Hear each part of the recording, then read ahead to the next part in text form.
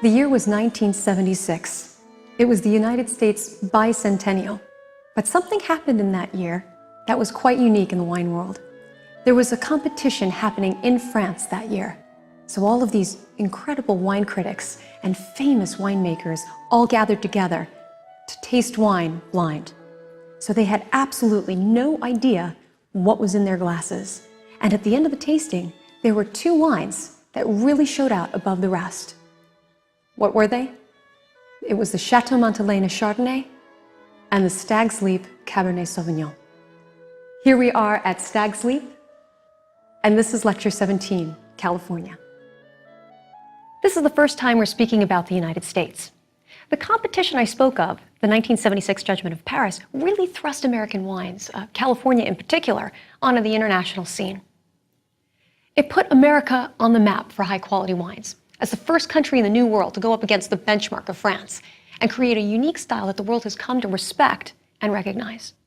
For today's lecture, you're going to need the following wines: a Cabernet Sauvignon from Napa Valley, a Left Bank Bordeaux, a Chardonnay, a Sauvignon Blanc, a Merlot, a Pinot Noir. We have one from Russian River, or you may find one from Carneros or Santa Barbara, a Zinfandel, as well as a Petit Syrah if you have it.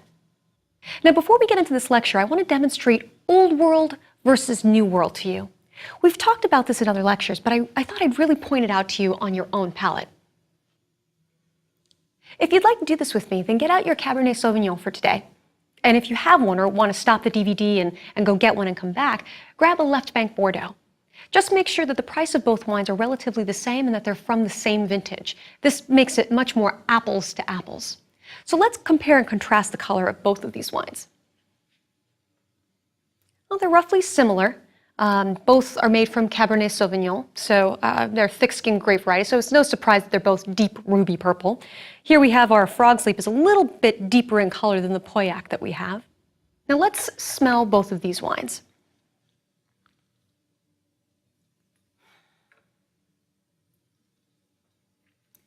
They're very different in their aromas. Now, you'll notice that the Frog's Leap Cabernet Sauvignon is much more upfront in its fruit than the Pauillac. This is a bit more reserved in its fruit. You may get in the Pauillac, you may even get more pencil shavings and cedar and tobacco. And when you smell the Cabernet Sauvignon from California, you get a lot more upfront black currants and that cassis fruit coming out. Now go back to smell the Bordeaux. Do you smell that minerality? If you didn't get it before, you may now by comparing and contrasting these two wines together. This is Old World versus New World. And when you hear critics and sommeliers or others talk about it, this is exactly what they're talking about. Now, let's look at the palate.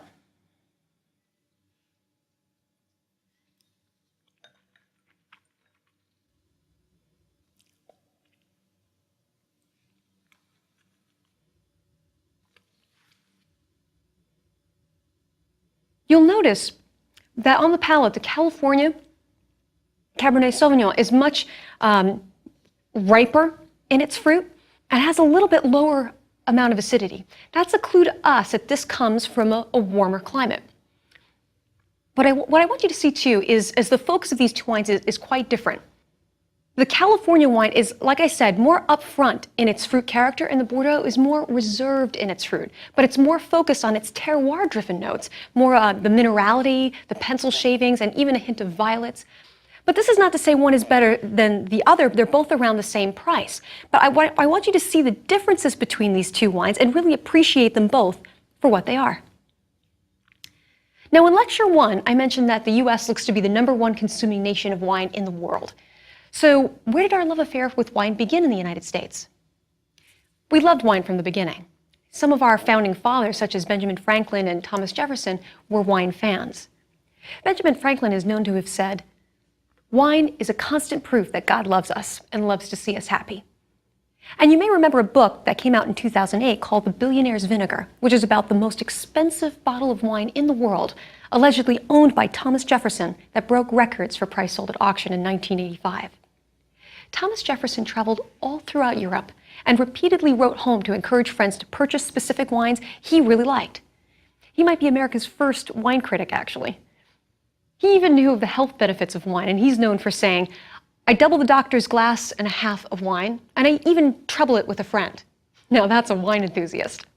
When I first studied wine, I thought to myself that our founding fathers certainly loved imported wine, but I didn't really think of the original colonies as wine producers. However, just as in Europe with monasteries, wine production in California began in earnest with the missionaries. And after the California Gold Rush in 1849, we see population, vineyards, and commercialism increase, particularly around the regions of what we know today as Sonoma, Napa, and Santa Clara. By the end of the 1800s, California was producing 1.1 million hectoliters of wine a year, which is about 1.5 million bottles. America's love affair with these wines was not always so rosy, though. In 1919, the Volstead Act declared prohibition. This probably conjures images of speakeasies, gangsters, Al Capone, Elliot Ness. I mean, it does for me anyway. People became incredibly crafty, though, in this time to have their favorite beverage, their alcoholic beverage. By 1925, in New York City alone, there might have been maybe as many as 100,000 speakeasy clubs. One of them, the 21 Club, is still a highly rated restaurant today. Today, the restaurant takes up a few buildings, but during Prohibition time, they occupied only one, but they kept their cellar in the basement of the adjacent building. You can only get into the cellar through a secret hidden door, which had a special key. You inserted this long metal hook into one of the many holes in the cement door, which was a few feet thick, and the door to the cellar would magically open. A few times cops came and raided the 21 Club, but there was a mechanism at the bar that the bartender could just press so that all of the bottles and the glasses would just fall directly into the sewer just underneath the building. The intentions of this noble experiment of prohibition were good, because at the time they thought it would improve society and production, but it was a complete failure and one of the most disastrous in history of social policy. Wine consumption actually more than doubled during Prohibition, from about 60 million to 150 million gallons, mostly due to families making their own wine at home. On the other hand, it almost completely destroyed the budding American wine industry. To give you an idea of its impact, wine production in the US plummeted over 93% from maybe 200 plus million cases in 1918 to 13 million in 1925. Prohibition ended in December 5th, 1933, and commercial winemakers struggled after this and after World War II. But after 1970, the California wine industry profited from a burst of investment. And when the 60 Minutes episode on the French Paradox aired in 1991, the industry was infused with another surge of capital. I should tell you, though, that the individual state laws left over from Prohibition still impact us today. It's illegal for certain states, for example, to ship wine to others, like Texas wine to Virginia. Now, California accounts for 90% of U.S. wine production.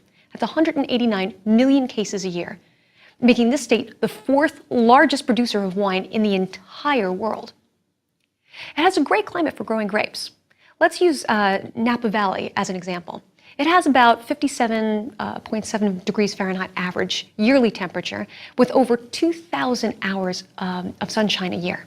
California is a bit touchy about their wine quality, and you can see this in their labeling laws.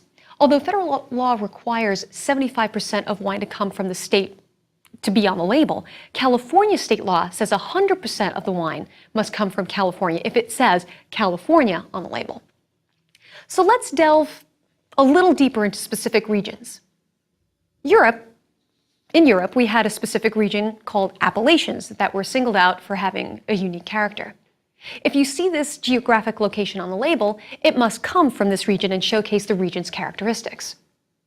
In the United States, though, they don't call them appellations, they call them something different. They call them the American Viticultural Areas, or AVAs, and they're defined by geographic and climatic boundaries. However, unlike France's Appellation Contrôlée laws, there are no restrictions or limitations on yield, planting of specific varieties, or irrigation, so on and so forth. But California winemakers are much freer to experiment with their techniques. They're not bound by those same laws. So this freedom's allowed them to develop their own style, which has brought them to the international status that they have today. You should also know that unlike what we saw in the Old World, there's no legal definition of the word reserve on an American label and can mean vastly different things from either the longest aged in oak, a better selection of grapes, older vines, or it might mean nothing at all. I mean, it could just be marketing. Ever since the Judgment of Paris, Napa Valley has been synonymous with high quality. You generally don't see any entry-level pricing or jug wine from Napa Valley. Napa Valley is in Northern California, about a 2-hour drive north of San Francisco. But about 65 million years ago, the Pacific tectonic plate moved against the North American plate and formed two mountain ranges, the Mayacamas Mountain Range and the Vaca Mountain Range. Nestled among them is the Napa Valley. You don't see limestone chalk here as you do in France, but the earth is very fertile. Sometimes it's too fertile.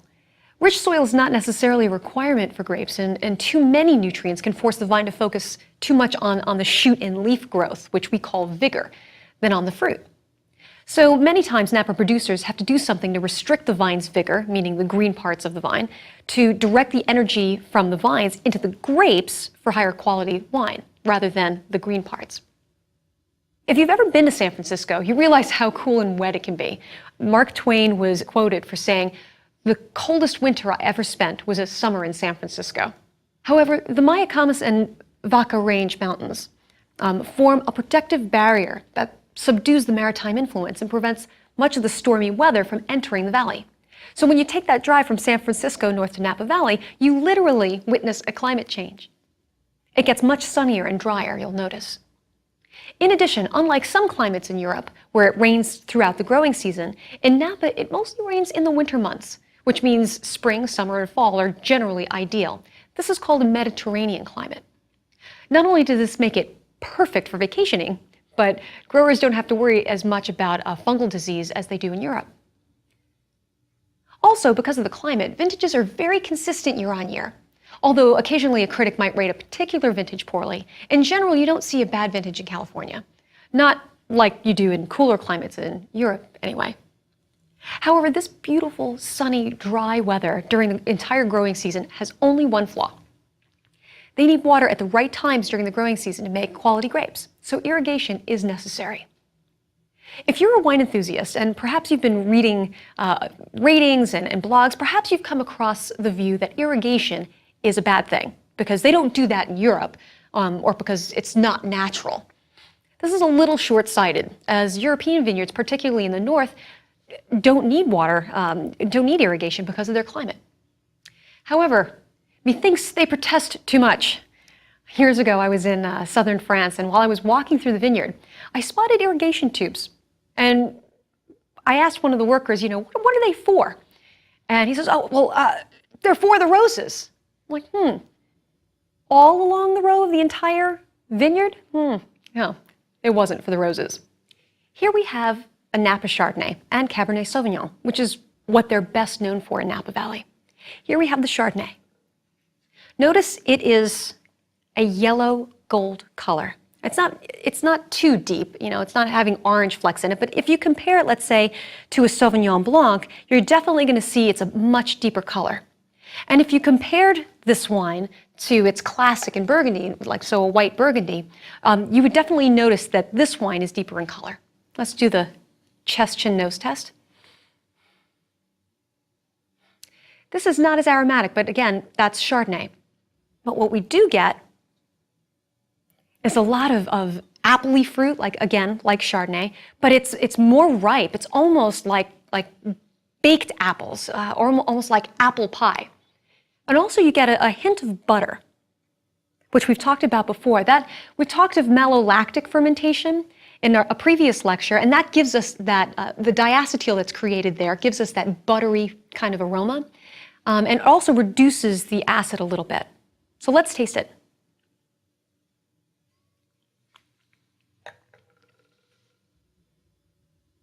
This is another end of the spectrum for Chardonnay. The Chardonnays that come from Napa Valley are very full-bodied, This has a well-balanced acidity, but it's a bit lower, definitely lower than what you would see in the classic climates for Burgundy. You'll also notice on the back palate, you feel a definite warmth there. This is an indication to us that it comes from a warm climate. But also notice the length of the wine. This lasts a really long time. This is a high-quality Chardonnay. Now, we've talked about people saying, you know, it's $5 or it's even $14 and it must, you know, be the same quality level. Well, here we have the William Hill, which is probably about the $14 price level. And if you taste that in comparison to the Sequoia Grove, which is much higher in price, you're going to notice that the length lasts a lot longer. So even though some of the flavors are similar, the length is going to be much longer, and that's an indicator of quality. Chardonnay is grown all over California and is America's best-selling wine. But in Napa, they take on a more luscious, rich, full-bodied quality. The style of Chardonnay is totally at the opposite end of the spectrum from Chablis, which, remember from Lecture 11, is quite delicate and light and crisp. You see Chardonnay at all price points across California, but you generally see more expensive ones coming from Napa, which is what we just spoke about. And the least expensive ones in California just have the designation California on the label. We tasted Robert Mondavi's Fumé Blanc in Lecture 4. The term Fumé Blanc was coined by Robert Mondavi himself in Napa Valley. Mondavi was also a pioneer in winemaking for the United States, and California in particular. In fact, Robert Mondavi was instrumental in establishing varietal labeling, meaning they placed the name of the grape variety on the label. Unlike European labels, U.S. labels name the grape variety. If we know we like this particular grape, this system can really make it easier for us to find a wine that we like. Now, in the 1970s, Robert Mondavi was inspired by Pouilly-Fumé in the Loire Valley, as this is where Sauvignon Blanc originated. However, Fumé in French means smoke, and the oak-style Sauvignon Blanc that he created gave it a smoky flavor, very different than the unoaked Loire benchmark. It has the great acidity, lemon notes, and grassy flavor typical of Sauvignon Blanc, but with a beautiful hint of vanilla character and toast and a touch of spice. Generally, the style of Sauvignon Blanc in California was Fumé Blanc. However, it doesn't always say on the label Fumé Blanc, even if it sees a little bit of oak. Here we have the Cakebread Cellars Sauvignon Blanc, which is one of the most popular Sauvignon Blancs in the United States. And even though it sees a little bit of oak in its winemaking, not a ton, and I don't think it's new, but it has a little bit of oak on it, but it doesn't say on the bottle Fumé Blanc. It's a good idea to look at the back label sometimes, as they'll tell you if it sees some oak. It may not say directly. You may see something that says hint of vanilla. This is an indication to you that it may have been exposed to oak. I mean, if you like that character, this can definitely help you choose a bottle of wine that you like. Like Chardonnay, Cabernet Sauvignon can be found at every price point. Napa is well known for its high-quality Cabernet and is home to cult status Cabernets like Screaming Eagle that goes for over $1,500 a bottle. Now here we have Frog's Leap, a high-quality Cab. Let's look at the color. Again, it's a deep ruby purple. Can't see your fingers through it, so it's opaque. Let's smell it. We get that black currant. We get really upfront fruit. Again, that tells us that this comes from the New World. You know, not getting a whole lot of minerality there. But let's taste it.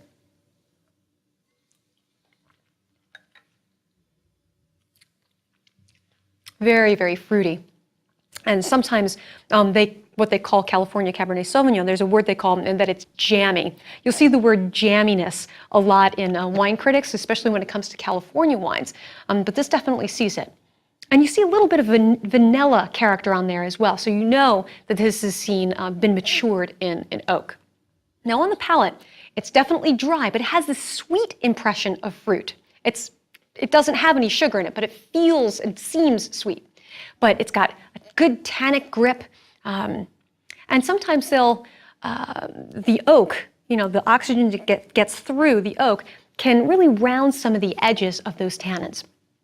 But as we discussed earlier, California is allowed to do a lot of experimentation, and they do this process called micro-oxygenation, where they allow some of the oxygen to go into the tanks even before they put it in barrel to get further softness to those tannins. So there's a lot of technical expertise that's going on in California. Now, As we mentioned in Lecture 6, Merlot fills some of the palate gaps that Cabernet Sauvignon sometimes lacks on the palate. This is why you see them blended on both the left bank and the right bank of Bordeaux in their native environment. So let's taste the Merlot.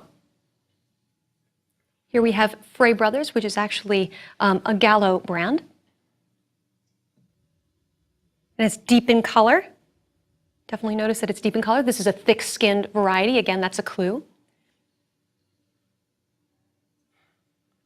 It's moderately aromatic. It's not intensely aromatic, but this is typical for Merlot. Let's smell it. Very dark fruit.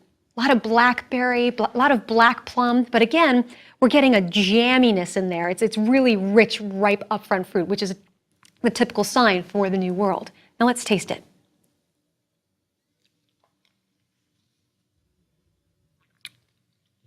After tasting the Cabernet Sauvignon, you're going to notice that the Merlot is lower in acidity and feels softer, feels like falling into a pillow because it's soft on the palate, not as much tannins.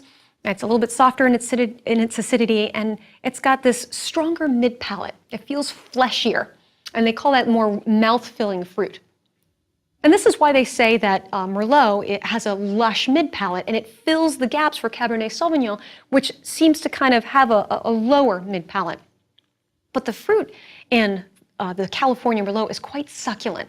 And the tannins are very, very silky smooth. I mean, it's got some tannin in there, but it's nowhere near the grip of Cabernet Sauvignon. Now, in Lecture 10, I mentioned the French garagistes, or garage winemakers, who focus on high quality in tiny quantities for Bordeaux blends. Well, California has really led the way in creating new blends and wines, sometimes literally out of a garage, with a very personalized, hands-on approach. I asked Brian Page of Page Wine Cellars Revolver Wine to tell us what garage winemaking means to him. Garage winemaking is stripped down winemaking. None of the fluff, none of that any things that is faux. It's just real winemaking done by hand. I think the garage winemaking that my brother and I do is more in the lines of what you're getting is what my brother and I actually work on. These aren't having 3 or 4 of the people in the winery. It is actually my brother and myself directly working with the wine, directly working with the grapes to get a product that we can say our sweat and blood literally is in the product. Really a signature of what my brother and I are trying to do when it comes to the product that we put out, the wines that we put out.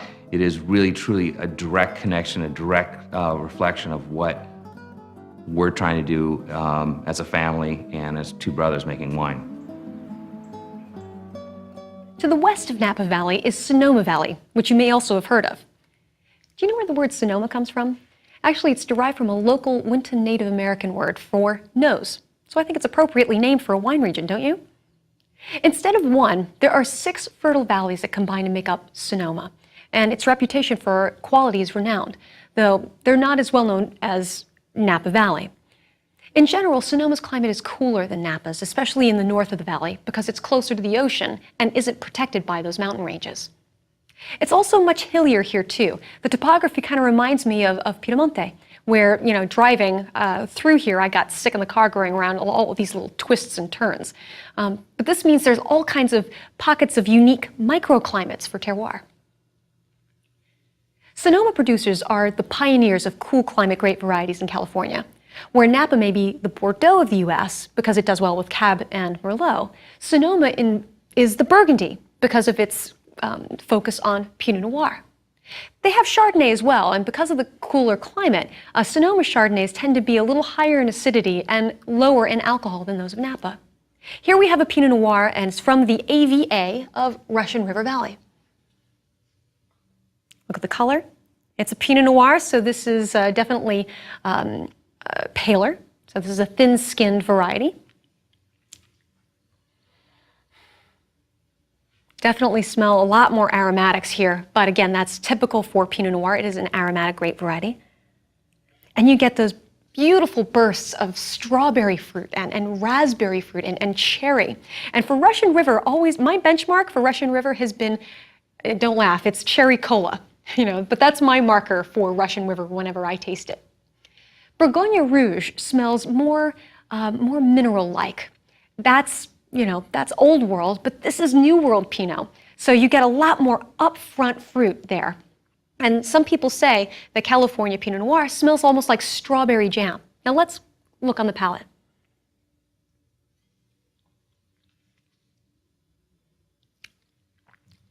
The palate's much lighter in body. Much lighter in body than the wines that we've experienced before. But again, if we were comparing this to the Bourgogne Rouge, it's a fuller in body than that, and lower in acidity, and a little bit higher in alcohol as well. The Sonoma Valley and its AVAs such as Russian River is one of the best-known AVAs for Pinot Noir. But there are also well-known regions of Carneros and Santa Barbara that are known for Pinot Noir. In terms of style, Carneros tends to be the most delicate because its climate is much cooler. You also see high-quality Pinot Noir in Santa Barbara, which is farther south but still north of Los Angeles. In Santa Barbara, we find a climate cooled by mountain breezes pulled from the Pacific, which makes it the perfect area to grow high-quality Burgundian grapes like Chardonnay and Pinot Noir. However, in Santa Barbara, as well as in north central and south central coast, you also see some Syrah. This is the home of the Rhone Rangers. What do I mean by that? Producers from these areas, particularly Bonnie Doon in Santa Cruz in the north and Coupé in Santa Maria Valley in the south, as well as in Napa Valley, you see Joseph Phelps. These producers really pioneered in creating a Rhone-style wine with a New World influence. Though these wines definitely taste New World with their upfront fruit and their rich raspberry tones, they focus a little bit more on the herbal notes and the hints of black pepper spice, which is the vein of the Rhone Valley versus the style of Shiraz, which we'll talk about in Lecture 22. Moving inland, we come to the Central Valley, which is hot, flat, and dry, except for Lodi, which is a little bit cooler, and they produce some good quality, cool climate wines. 3/4 of all California wine comes from this hotter, drier region, and one company, Gallo, produces much of that. If you're a satisfied sipper from Lecture 1, then you may know this name very, very well. The Gallo brothers, Ernest and Julio, were real pioneers in the industry, and Gallo is the largest family-owned winery in the world, with some of the best-selling brands in supermarkets and grocery stores. I've toured their warehouses, and to my surprise, I saw stacks of premium brands I never knew were owned by Gallo. They have state-of-the-art quality control, and their salespeople have the reputation of being the best trained in the industry. There's one grape that we have not talked too much about, and that's primarily grown in California, which is Zinfandel. It's a Vitis vinifera and a cousin of the grape Primitivo in Italy, which has a similar DNA, and we mentioned this in Lecture 14. Now, let's take a look at the color of Zinfandel. Here we have the St. Francis Zinfandel, and this is their single vineyard, Pagani Ranch. It's a very deep color, a very deep, deep ruby. Can't see your fingers through it. And Zinfandel is a thick-skinned grape variety. And the grapes come from vines that are over 100 years old in this specific vineyard of the Pagani Ranch. And sometimes the vines themselves have trunks that are thicker than my thighs. It's moderately aromatic. It's not incredibly aromatic, but it's not mute either. But we get dark fruit here, black cherry, some cranberry kind of aromas. But I also get some cinnamon and a little hint of dried fruit, something like raisins, something similar to what we saw with Amarone. The reason is that it's an uneven ripener. How this works is you have a cluster of grapes, and on the grape cluster, you have some that are really, really ripe, and you have some that are not so ripe. But the winemaker has to wait until everything's ripe in order to pick it. So by the time it does, the ones that were ripe originally are now a little bit raisinated, and that's where you get some of that raisinated kind of dried fruit character in Zinfandel. Let's taste it.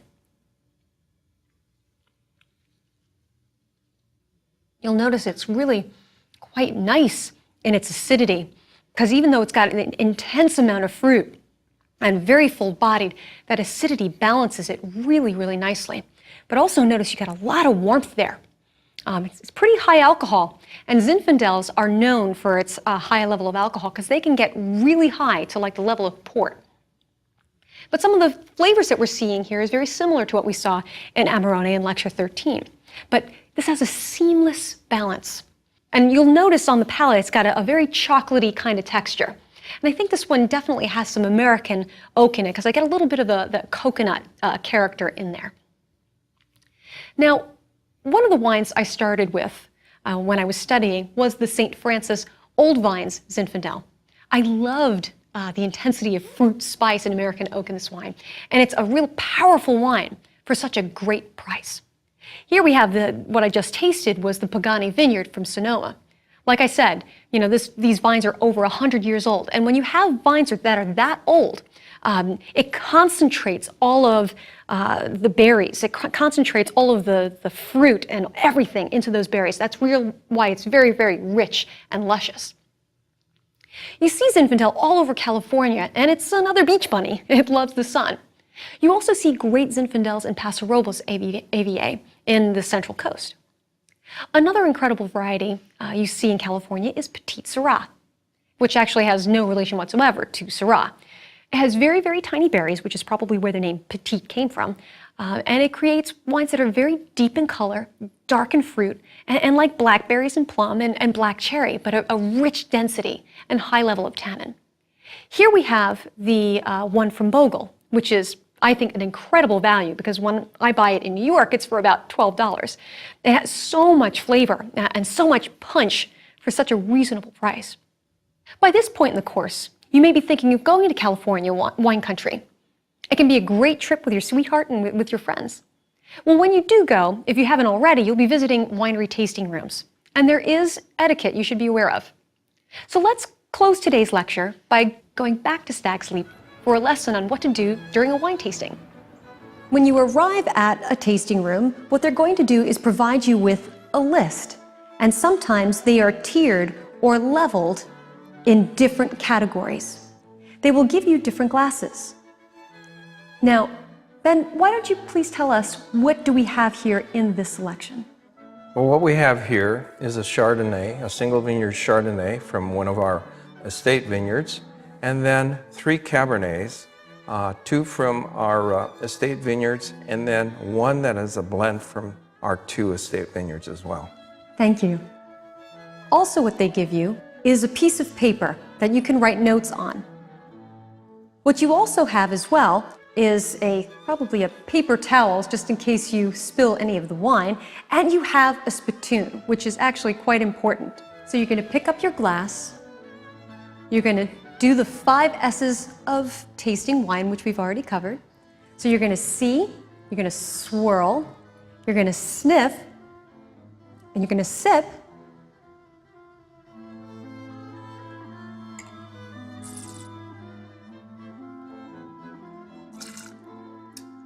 And then you spit. Actually, that's part of tasting room etiquette. It's not rude at all to spit in the tasting room, and actually you probably should if you don't have a designated driver. And then the 5th S, you sit there and you savor it. And you see how long that finish is. And by the time you get to the last wine, go back to the first wine because you're going to find that it does change dramatically after a few minutes in the glass. So it's always good to go back and forth between the wines, not only to taste the difference the first time around, but to see how it's changed in the glass. While at Stag's Leap, Ben told me a tasting tip he shares with customers. When you're first developing your nose and palate, try not to read the Cliff's Notes on the tasting sheet before you taste. Read them after you form your own opinion, and then compare your notes to theirs. This will help you develop your own scent vocabulary. So you'll know perhaps that when you think vanilla, other people are thinking apple or something along those lines. It's good advice. Next up, we'll be moving on to the wines of the Pacific Northwest, focusing on Washington and Oregon. And you'll need the following wines: an Oregon Pinot Gris, an Italian Pinot Grigio, an Oregon Pinot Noir, preferably from Willamette, a Washington Merlot, a California Merlot, and a Washington Syrah, if you can find it. The wines from Oregon and Washington are much cooler in climate in comparison to California, and they make some wines that definitely rival California, even though they've rivaled the benchmark of France. So let's see what that's all about. And until next time, cheers.